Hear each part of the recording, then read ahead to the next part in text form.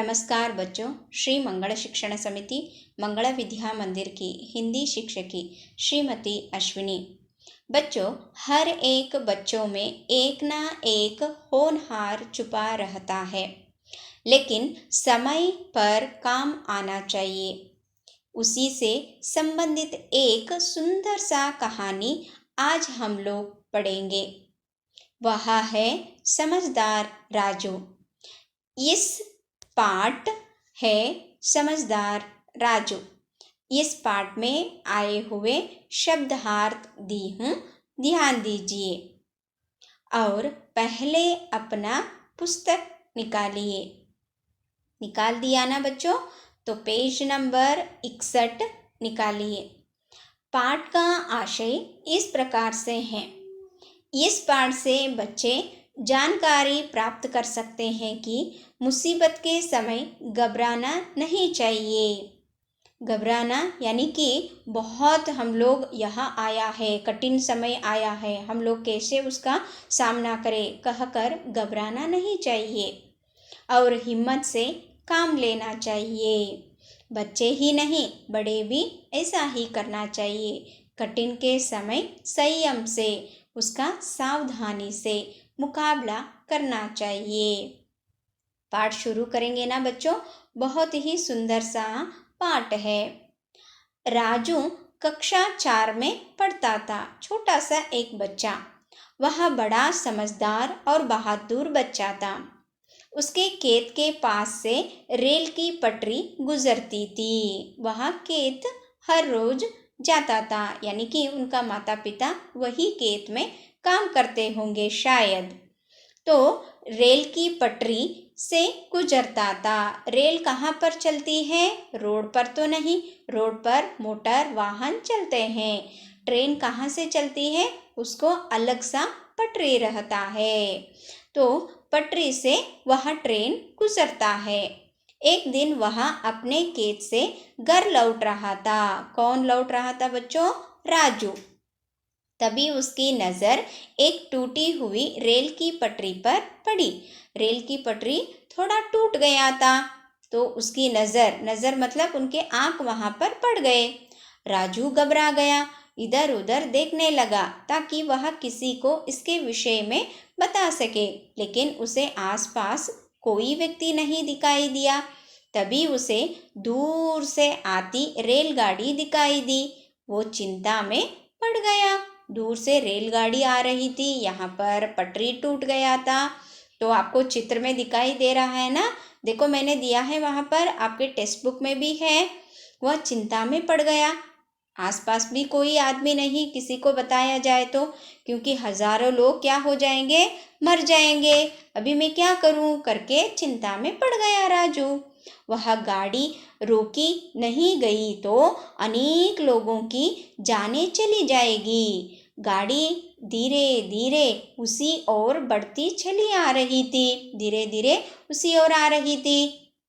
अचानक उसको एक उपाय सूझा, यानी कि एक आइडिया उसे सूझ गया। उसने जल्दी से अपनी लाल कमीज उतारी। लाल कमीज मतलब शर्ट, उन्होंने उस दिन लाल शर्ट पहनी थी, तो उसे उतारी। बच्चों, अभी आप लोगों को समझ में आया होगा वो क्यों लाल कपड़ा निकाला करके, क्योंकि लाल कपड़े दिखने से ट्रेन हो, गाड़ी हो, रुकती है।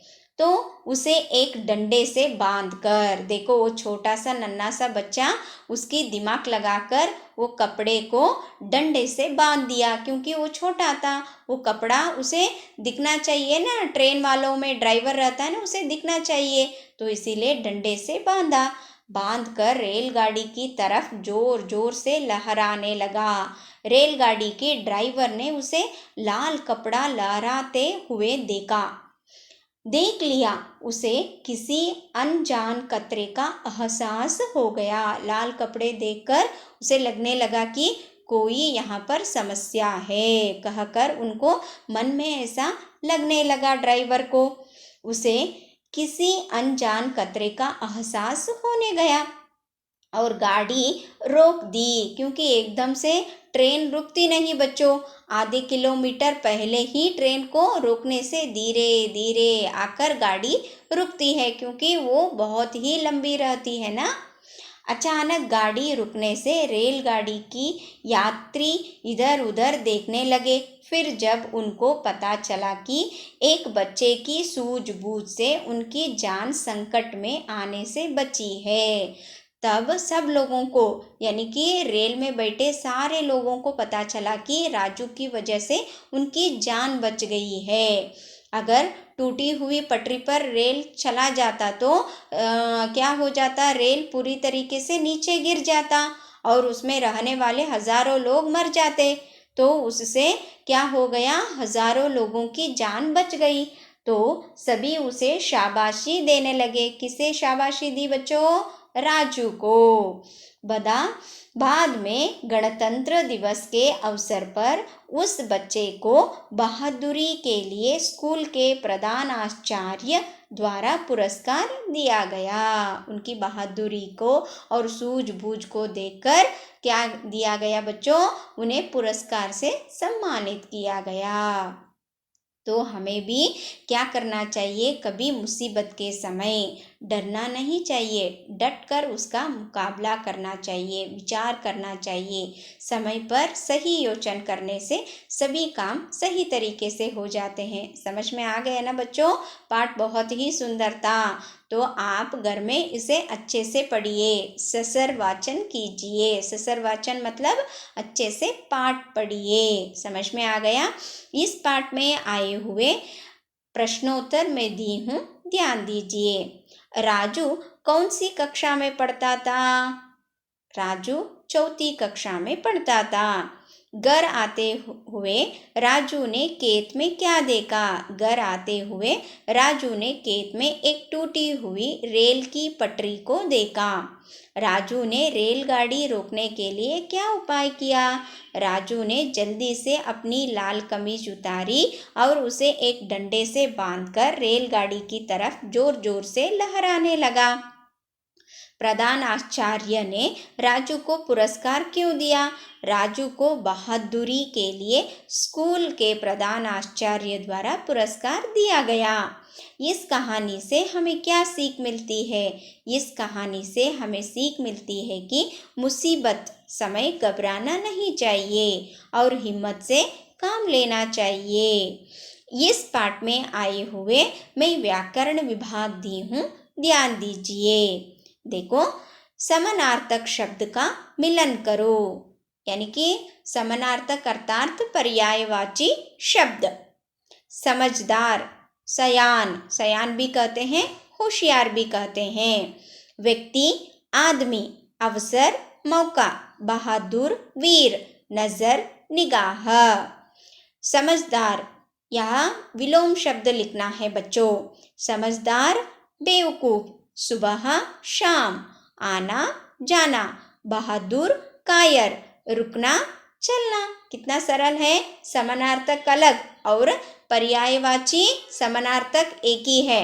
विलोम शब्द, उल्टे शब्द एक ही है बच्चों, ध्यान में रखो और दोनों कंफ्यूज मत हो। वचन बदलो, वाक्य बदलो। उनकी जान संकट में आने से बच गई। जान संकट में आने से बच गई। मैंने यहाँ एक शब्द दिया है, आपको कोने में दिख रहा है ना, उनके। उनके से आपको एक वचन बदलकर, वाक्य बदलकर इसी तरह वाक्य बनाना है, इसीलिए अलग सा मैंने वहाँ पर शब्द दिया है। उसको एक उपाय सूझा, उसे एक उपाय सूझा। कितना सरल है ना। यहाँ उनके शब्द उपयोग करके मुझे वाक्य बनाकर भेजना है। इसी तरह आपको भी यहाँ पर गृह कार्य दी हूँ, ध्यान दीजिए। कन्नड़ में अनुवाद कीजिए और एक वाक्य में उत्तर लिखिए। बहुत ही सरल है बच्चों। आपको पाठ पढ़ना है और एक वाक्य में उत्तर लिखना है और गृह कार्य दिया है उनके, यह शब्द उपयोग करके वाक्य वचन में बदलकर लिखना है और कन्नड़ में अनुवाद कीजिए। एक वाक्य में उत्तर लिखिए। ये पूरा क्लास वर्क में लिखना है बच्चों। और एक गृह कार्य दे रही हूँ आपको। प्रोजेक्ट, कार्य विधि, समझ में आ गया ना आपको? कार्य विधि है समझदार राजू इस चित्र को अपने हाथों से चित्र बनाइए। ठीक है, चित्र बनाकर उसके बारे में एक छोटा सा आपको कहानी लिखना है। यही कहानी आपको छोटी बनाकर लिखना है बच्चों, हिंदी में लिखकर वहाँ मुझे व्हाट्सएप पे भेजिए। भेजेंगे ना बच्चों? ठीक है। आज का विषय समझदार राजू, यह पाठ आप लोगों को समझ में आ गया है करके मैं समझती हूँ। धन्यवाद।